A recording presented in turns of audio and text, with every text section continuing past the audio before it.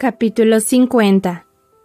Anteriormente, el señor Bennet había querido muchas veces ahorrar una cantidad anual para mejorar el caudal de sus hijas y de su mujer, si ésta le sobrevivía, en vez de gastar todos sus ingresos. Y ahora se arrepentía de no haberlo hecho. Esto le habría evitado a Lydia endeudarse con su tío, por todo lo que ahora tenía que hacer por ella, tanto en lo referente a la honra como al dinero. Habría podido darse, además, el gusto de tentar a cualquiera de los más brillantes jóvenes de Gran Bretaña a casarse con ella. Estaba seriamente consternado de que por un asunto que tan pocas ventajas ofrecía para nadie, su cuñado tuviese que hacer tantos sacrificios, y quería averiguar el importe de su donativo a fin de devolvérselo cuando le fuese posible. En los primeros tiempos del matrimonio del señor Bennet, se consideró que no había ninguna necesidad de hacer economía, pues se daba por descontado que nacería un hijo varón y que éste heredaría la hacienda al llegar a la edad conveniente, con lo que la viuda y las hijas quedarían aseguradas. Pero vinieron al mundo sucesivamente 5 hijas, y el varón no aparecía. Años después del nacimiento de Lydia, la señora Bennet creía que aún llegaría el heredero, pero al final se dio ya por vencida. Ahora era demasiado tarde para ahorrar. La señora Bennet no tenía ninguna aptitud para la economía y el amor de su marido a la independencia fue lo único que impidió que se excediesen en sus gastos. En las capitulaciones matrimoniales había 5,000 libras aseguradas para la señora Bennet y sus hijas. Pero la distribución dependía de la voluntad de los padres. Por fin este punto iba a decidirse en lo referente a Lydia, y el señor Bennet no vaciló en acceder a lo propuesto. En términos de gratitud por la bondad de su cuñado, aunque expresados muy concisamente, confió al papel su aprobación a todo lo hecho y su deseo de cumplir los compromisos contraídos en su nombre. Nunca hubiera creído que Wigmam consintiese en casarse con Lydia a costa de tan pocos inconvenientes como los que resultaban de aquel arreglo. 10 libras anuales era lo máximo que iba a perder al dar las 100 que debía entregarles, pues entre los gastos ordinarios fijos, el dinero suelto que le daba Lydia y los continuos regalos en metálico que le hacía su madre, se iba en Lydia poco menos que aquella suma. Otra de las cosas que le sorprendieron gratamente fue que todo se hiciera con tan insignificante molestia para él, pues su principal deseo era siempre que lo dejasen tranquilo.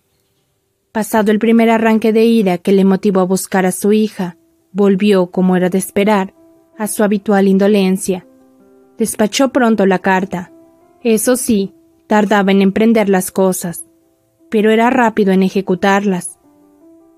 En la carta pedía más detalles acerca de lo que le endeudaba a su cuñado, pero estaba demasiado resentido con Lydia para enviarle ningún mensaje. Las buenas nuevas se extendieron rápidamente por la casa y con proporcional prontitud por la vecindad.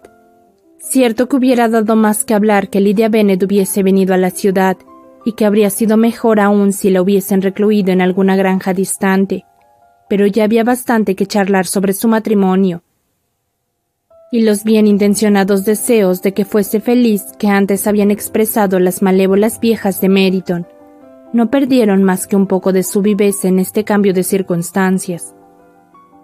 Pues con semejante marido se daba por segura la desgracia de Lydia. Hacía 15 días que la señora Bennet no bajaba de sus habitaciones, pero a fin de solemnizar tan fastuosos acontecimientos, volvió a ocupar radiante su sitio en la cabecera de la mesa. En su triunfo no había el más mínimo sentimiento de vergüenza.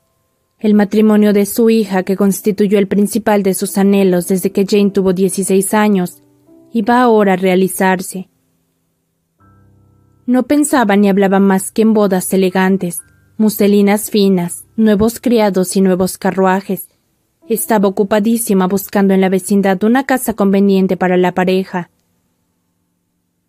Y sin saber ni considerar cuáles serían sus ingresos, rechazó muchas por falta de amplitud o de suntuosidad. Hyde Park, decía, irá muy bien si los Gouldings lo dejasen, o la casa de Stoke si el salón fuera mayor, pero Ashworth está demasiado lejos. Yo no podría resistir que viviese a 10 millas de distancia. En cuanto a la quinta de Purvis, los áticos son horribles. Su marido la dejaba hablar sin interrumpirla mientras los criados estaban delante, pero cuando se marcharon le dijo: «Señora Bennet, antes de tomar ninguna de esas casas o todas ellas para tu hija, vamos a dejar las cosas claras. Hay en esta vecindad una casa donde nunca serán admitidos. No animaré el impudor de ninguno de los dos recibiéndolos en Lombard». A esta declaración siguió una larga disputa, pero el señor Bennet se mantuvo firme. Se pasó de este punto a otro y la señora Bennet vio con asombro y horror que su marido no quería adelantar ni una guinea para comprar el traje de novia a su hija. Aseguró que no recibiría de él ninguna prueba de afecto en lo que a ese tema se refería. La señora Bennet no podía comprenderlo. Era superior a las posibilidades de su imaginación que el rencor de su marido llegase hasta el punto de negar a su hija un privilegio sin el cual su matrimonio apenas parecería válido. Era más sensible a la desgracia de que su hija no tuviese vestido de novia que ponerse, que a la vergüenza de que se hubiese fugado y hubiese vivido con Wickham 15 días antes de que la boda se celebrara. Elizabeth se arrepentía más que nunca de haber comunicado a Darcy, empujada por el dolor del momento, la acción de su hermana, pues ya que la boda iba a cubrir el escándalo de la fuga, era de suponerse que los ingratos preliminares serían ocultados a todos los que podían ignorarlos. No temía la indiscreción de Darcy.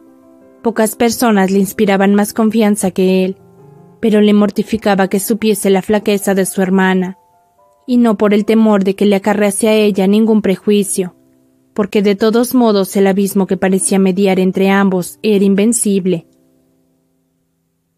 Aunque el matrimonio de Lidia se hubiese arreglado de la manera más honrosa, no se podía suponer que Darcy quisiera emparentar con una familia que a todos sus demás reparos iba a añadir ahora la alianza más íntima con el hombre que con tanta justicia Darcy despreciaba. Ante una cosa así, era natural que Darcy retrocediera. El deseo de ganarse el afecto de Elizabeth, que ésta había adivinado en él en Derbyshire, no podía sobrevivir a semejante golpe. Elizabeth se sentía humillada, entristecida y llena de vagos remordimientos. Ansiaba su cariño cuando ya no podía esperar obtenerlo. Quería saber de él cuando ya no había la más íntima oportunidad de tener noticias suyas.